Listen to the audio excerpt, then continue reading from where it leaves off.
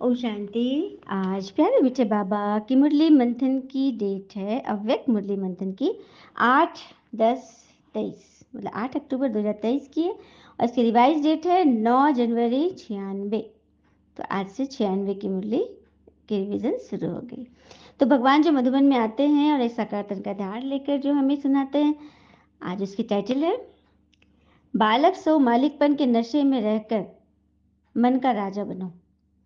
बालक सो मालिकपन का नशा। बाबा ने आज इस पॉइंट पर इतनी अच्छी रीति गूढ़ता से इसको समझाया है कि मन के राजा कैसे बनो। तो आज विश्व के मालिक बाबा अपने चारों ओर के मालिक सो बालक बच्चों को देख रहे हैं, जो मालिक भी है और भगवान के बालक भी है।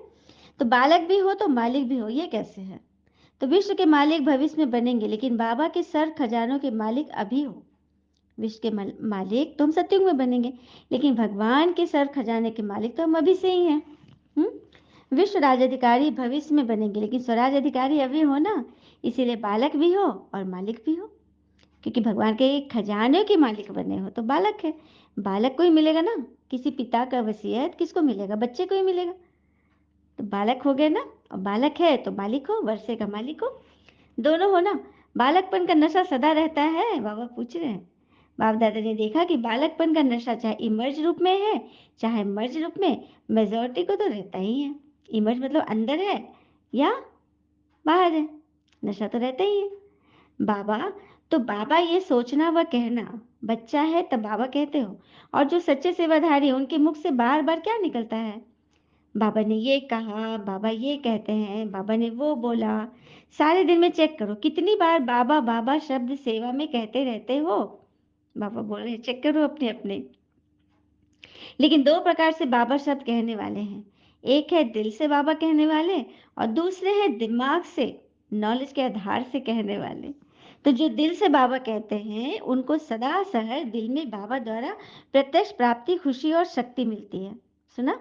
जो दिल से बाबा कहते हैं उन्हें सदा एकदम इजी रूप में दिल से भगवान द्वारा प्रत्यक्ष प्राप्ति, खुशी और शक्ति की मिलती है। और जो सिर्फ दिमाग अच्छा होने के कारण नॉलेज के प्रमाण से बाबा बाबा कहते, ललक में बोलते, उन्हों को उस समय बोलने में अपने को तो खुशी होती, सुनने वाले को भी उस समय खुशी होती, अच्छा लगता है। लेकिन सदा काल के दिल में खुशी और शक्ति, यह दोनों सदा नहीं रहती, कभी रहती है कभी नहीं। क्यों? क्योंकि दिल से बाबा ने कहा ना। तो बाप दादा ने देखा कि बालकपन का निश्चय तो सभी को है, नशा भी है, लेकिन वही दिल से और दिमाग वाली बात है। तब सब हम चेक करें, क्या हम दिल से बाबा को याद करते हैं या दिमाग से, कि फलाना का अनुभव देख के, फलाना की तरक्की देख कर भी हम जुड़ गए, ललक अंदर में कोई निश्चय नहीं है। तो ये तो दिमाग की बात है ना। तो मालिकपन एक स्वराज अधिकारी मालिक और दूसरा बाबा के सर्व खजानों के मालिक। क्योंकि सर्व खजानों को अपना बनाते हो, मेरा वर्षा है, दाता भगवान मेरा है, लेकिन बाबा ने दिया तो आप वर्षे के मालिक हो। तो ये वर्षा सबको मिला है ना। हम्म मेरा बाबा, मेरा वर्षा, भगवान मेरे हैं जो कि दाता है, तो उनके वर्षे का मालिक कौन होगा? बच्चा ही होगा। हम्म अब बाबा बोल रहे हैं, किसी को कम किसी को ज्यादा तो नहीं दिया हूं ना, सबको एक जैसा मिला है ना। या किसी को 1 करोड़ किसी को 10 करोड़, क्योंकि बाबा के खजाने तो बेहद के हैं। कितने भी बच्चे हो, लेकिन बाबा के खजाने बांटने से कम होने वाले तो नहीं है। बाबा जितना बांटते जाएंगे तो क्या वो खजाने कम हो जाएंगे बाबा के? अरे खुला और संपन्न भंडार है, इसलिए बाबा किसको कम क्यों देवे? जब जिसके पास अथाह अपार है तो इसको कम क्यों देगा? हम्म तो बाबा तो सबको बराबर देते, किसको ज्यादा किसी को कम नहीं देते। तो एक बाबा के वर्ष के अधिकारी मालिक और दूसरा स्वराज के मालिक। तो स्वराज मिला है, दोनों के मालिक हो, पक्का है ना? बाबा पूछ रहे हैं। तो मालिक होकर कितना समय चलते हो? कहते भी हो कि स्वराज हमारा बर्थ राइट है, कहते हो ना ये महारथियों का बर्थ राइट है और हमारा थोड़ा है। ये तो नहीं कहते ना, अरे बाबा ने कहा ये तो महारथियों के लिए है, हम प्यादे तो थोड़े में ही खुश हैं, ऐसा है क्या? हम्म पूरा मिला है कि थोड़ा थोड़ा मिला है? इस पर पूरा पक्का रहना। तो चेक करो, स्व की सर्व कर्म इंद्रिया ऑर्डर प्रमाण चलती है, इसी से तो वर्ष का मालिक बनेंगे। कर्म इंद्रिया ही तो सारा जड़ है। तो बाप दादा ने देखा कि बच्चों की स्थिति में सबसे ज्यादा जो मालिकपन भुलाने वाला है, मतलब कौन सी बात से मालिकपन भूल जाता है, कि वो समय प्रति समय राजा से अपने वश में करने वाला है। कौन सी ऐसी शक्ति है जो राजा को अपने वश में कर लेता है? तो वो है मन। कौन है? वो है मन। इसलिए बाबा का मंत्र भी है, मन मना भव। क्या तन मना भव या धन मना भव या बुद्धि मना भव है? वाह! आज बाबा ने एक न्यू पॉइंट बताई है। मन मना भव आओ बोलते ना, तन मना भव, धन मना भव, बुद्धि मना भव तो नहीं बोलते ना, कि बुद्धि में जाओ, धन में जाओ, तन में जाओ, नहीं ना, मन पे जाओ। तो मन अपना प्रभाव डाल देता है, मन के ही वश हो जाते हो। देखो, कोई भी छोटी सी व्यर्थ बात या व्यर्थ वातावरण या व्यर्थ दृश्य, सबका प्रभाव पहले किस पर पड़ता है? मन पर। व्यर्थ दृश्य था, कोई हॉरर देख लिए या कोई बुरी चीज देख लिए लिंक पे, हाँ, तो उसका असर तो मन पे पड़ता ही है। सबसे पहले किस पर पड़ता है? मन पर पड़ता है। फिर बुद्धि उसको सहयोग दे देती है, क्योंकि बार बार एक ही चीज देख रहे तो बुद्धि भी उधर चली जाएगी, ढल जाएगी। तो मन और बुद्धि अगर उसी प्रकार चलती रही तो वो संस्कार बन जाता है, क्योंकि मन और बुद्धि एक राह पर, एक ट्रैक पर चली, बार बार चल रही है, तो फिर संस्कार बनने में देरी नहीं लगती। हम्म तो अभी भी अपने को चेक करो, जो मेरा जो व्यर्थ संस्कार है वो बना कैसे? मेरा जो भी व्यर्थ संस्कार चल रहा है वो बना कैसे है? चेक करो। मानो किसी का संस्कार छोटी सी बात में, सेकंड में मन में फीलिंग आने का बन गया। सुना? छोटी सी बात में मन में फीलिंग, बात पकड़ने का बन गया, तो ये संस्कार बना कैसे? फिर कहते हो चाहते तो नहीं थे, सोचते तो नहीं थे, लेकिन हो गया। इसको क्या कहा जाता है? संस्कार वश हो गया। क्या हुआ? हम संस्कार वश कर लिए। कोई का थोड़े टाइम में मन मायूस हो जाता है, थोड़ा सा देखा, सुना और बस मन मायूस हो गया। फिर अगर कोई पूछेगा तो क्या कहेंगे? कहेंगे नहीं नहीं, कोई बात नहीं है, ये तो मेरे संस्कार है, ठीक हो जाएगा, संस्कार ही है ना। लेकिन ये बना कैसे? मन और बुद्धि के आधार से तो संस्कार बना है। फिर भिन्न भिन्न संस्कार है जो ब्राह्मण संस्कार नहीं है। बाप दादा तो सोचते हैं कि कहलाते तो ब्राह्मण हो, लेकिन पूछो कि क्या हम ब्रह्मा कुमारी हैं? ब्रह्मा के बच्चे हुए हैं? ब्रह्मा के बच्चे? लेकिन जब वह संस्कार के वश हो जाते हो तो क्या उस समय ब्रह्मा कुमार ब्राह्मण हो या क्षत्रिय हो? क्या हो उस समय? जब व्यर्थ के वश हो गए, हलचल में आ गए, गुस्सा कर लिए, लोभ रख लिए, ईर्ष्या रख लिए, क्या बनता है उस समय? ब्रह्मा कुमार कुमारी या ब्राह्मण या क्षत्रिय? कौन हो उस समय? यदि अपने से युद्ध करते हो, ये नहीं वो नहीं ऐसा होना चाहिए, तो ब्राह्मण हो या क्षत्रिय हो? बाबा पूछ रहे हैं, सभी जवाब दे। युद्ध के ताक में हो तब तो क्षत्रिय हो ना। कई बच्चे कहते हैं 2 दिन से मेरे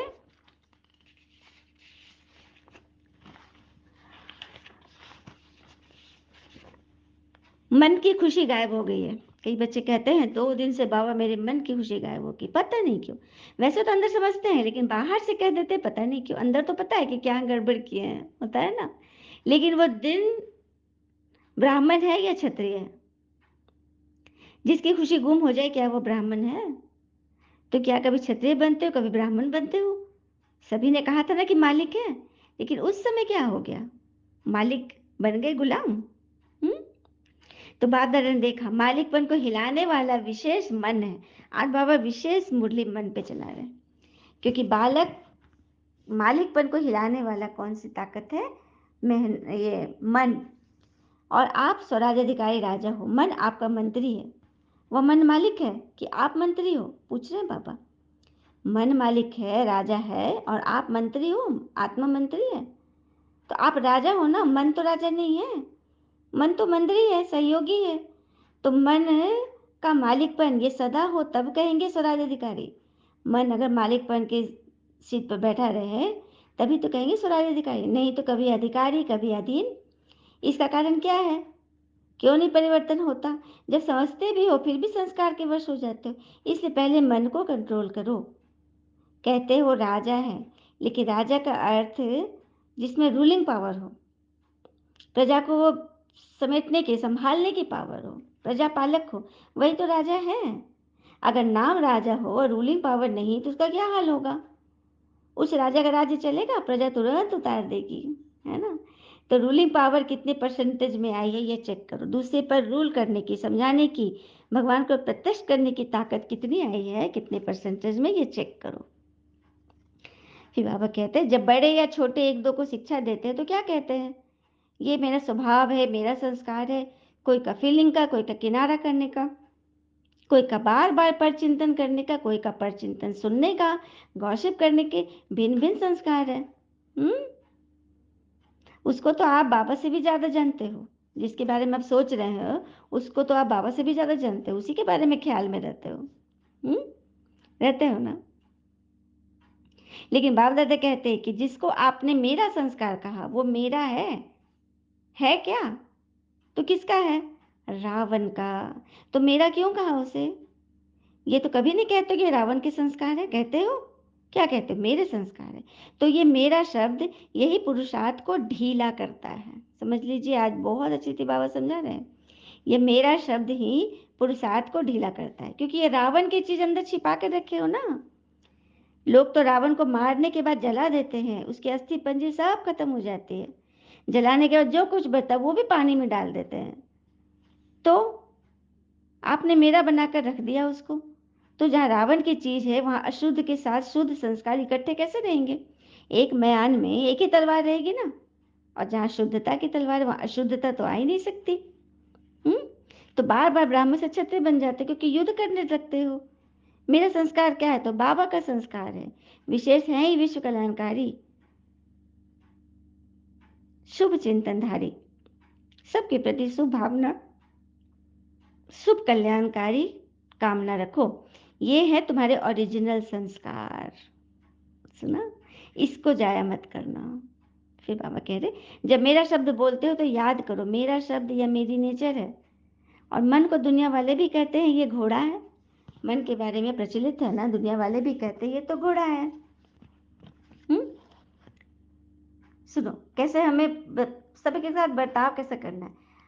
जो ऐसा करते हैं जैसे आधा सुनना, चौथाई समझना, शून्य सोचना, प्रतिक्रिया दुगनी देना, ये चारों अत्यंत हानिकारक है।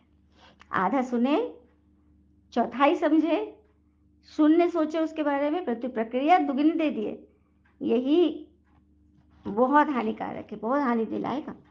इससे बचना है। हाँ? आपकी श्रीमत की लगाम मजबूत हो।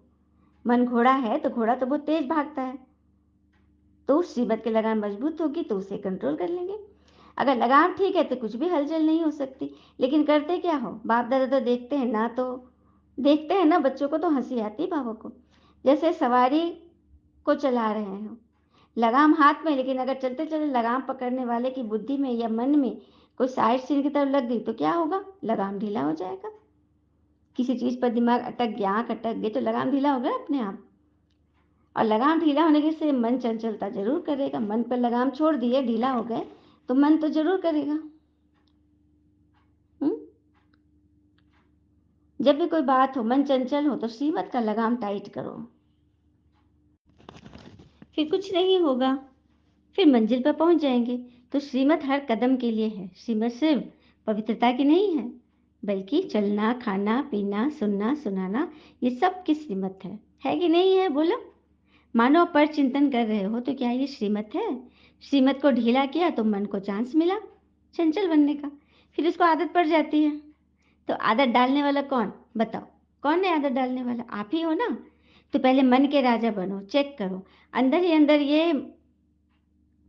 ये मंत्री अपना राज्य तो नहीं स्थापन कर रहे, विद्रोही तो नहीं बन रहे अंदर अंदर। हम्म। जैसे आजकल के राज्य में अलग ग्रुप बना करके अब पावर में आ जाते हैं, इकट्ठे हो जाते हैं कुछ लोग, और पहले वाले को हिलाने की कोशिश करते हैं। तो ये मन भी ऐसा करता है, बुद्धि को भी अपना बना लेता है सबसे पहले, मुख को, कान को, सबको अपना बना लेता है धीरे धीरे। तो रोज चेक करो, समाचार पूछो, हे मन मंत्री तुमने क्या किया? कहाँ धोखा तो नहीं दिया? कहाँ अंदर ही अंदर ग्रुप बना देवे और अपने राजा के बजाय गुलाम बना दे? हाँ, आत्मा को गुलाम बना दे, ऐसा तो नहीं हो रहा है ना? बाबा पूछ रहे हैं। जैसे ब्रह्मा बाबा रोज का दरबार लगाते थे, जिसमें सभी सहयोगी साथियों से समाचार पूछते। ये रोज की ब्रह्मा बाबा की आदि की दिनचर्या है, सुना है ना? तो ब्रह्मा बाबा ने भी बहुत मेहनत की है, अटेंशन रखा, तब स्वराज अधिकारी बने, नंबर बन गए। तो ऐसे नहीं खुश रहना कि बालक तो बन गए, वर्षा तो मिल गया, लेकिन अगर वर्षे के मालिक नहीं बने तो बालकपन क्या हुआ? मतलब भगवान के वारिस ही नहीं बने तो फिर बच्चा कहाँ रह गए?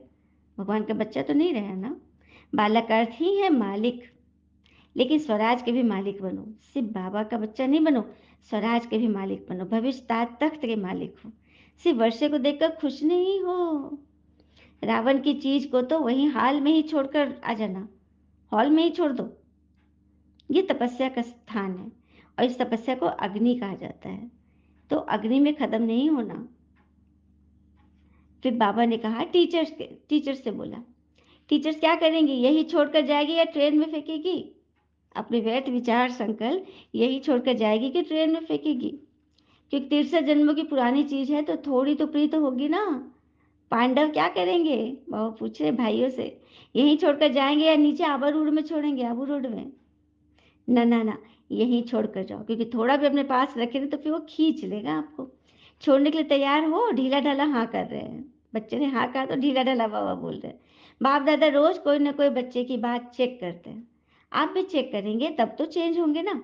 अच्छा, ये चांस तो एक्स्ट्रा चांस मिल गया।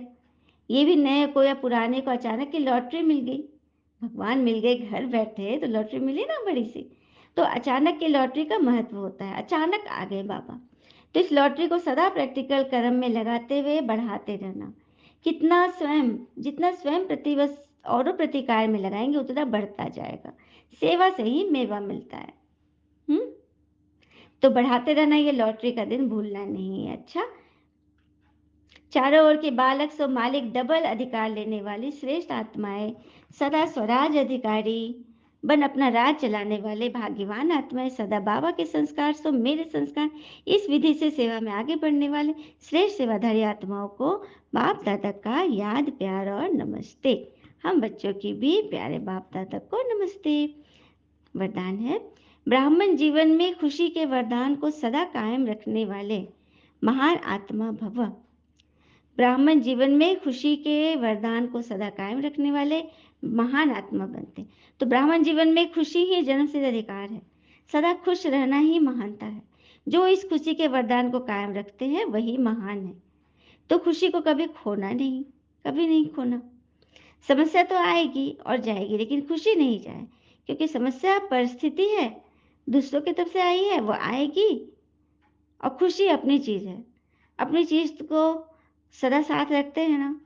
इसीलिए चाहे शरीर भी चला जाए लेकिन खुशी ना जाए। खुशी के लिए बाबा बोलते हैं ना, खुशी भी चली जाए लेकिन खुशी न जाए। खुशी से शरीर भी जाएगा तो बढ़िया और नया मिलेगा। सुना, खुशी से शरीर भी जा रहा है तो बढ़िया और नया मिलेगा। क्या अंतमति से गति तो होनी ही है। स्लोगन, बाप दादा के दिल की मुबारक लेनी है तो अनेक बातों को न देख अथक सेवा पर उपस्थित रहो। भगवान के दिल की मुबारक सबको लेनी है ना, तो अनेक बातों को न देख मन के राजा बनो, श्रीमत की लगाम टाइट रखो तो अथक सेवा पर उपस्थित रहेंगे। अच्छा, ओम शांति। शुक्रिया मीठे बाबा। तो बाबा के प्यारे प्यारे बच्चे, चलिए लास्ट में एक बात नोट कर लीजिए। खुद को मेहनत में फ्राई करो, तैयार करो, भूंजो उसको, मेहनत से भूंजो। हारने के बाद एक और बार ट्राई करो, छोड़ना नहीं। मंजिल आपके कदम चूमेगी, बस अपना कॉन्फिडेंस लेवल हाई करो जनाब। अच्छा, ओम शांति। शुक्र मीठे बाबा। बाबा के प्यारे प्यारे बच्चे, आप सबका जीवन सदैव शुभ हो। ओम शांति।